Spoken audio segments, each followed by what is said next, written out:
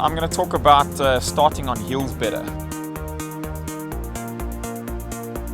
A lot of us find ourselves in these situations when we're climbing these very steep hills, and a lot of them rutted, full of stones and roots, and we'll end up unclipping and stopping along the side of the hill.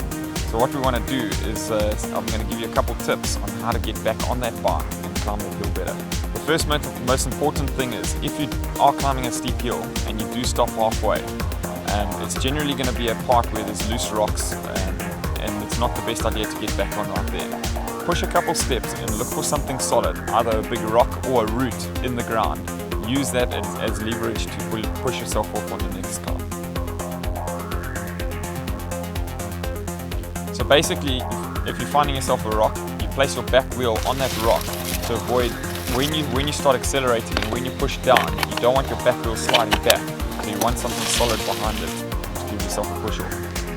Another thing about placing the back wheel on a rock, it prevents you from doing a wheelie, and it also prevents you from using the brakes. The next tip to keep your gravity down is to move forward onto the nose of the saddle.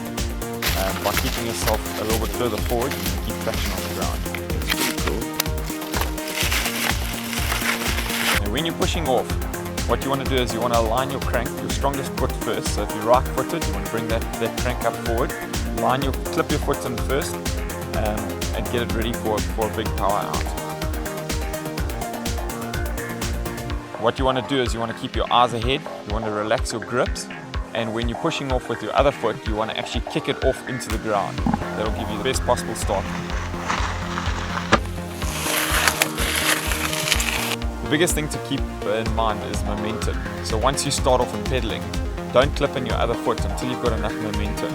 So it might be 2 or 3 pedal strokes down, and then clip it in.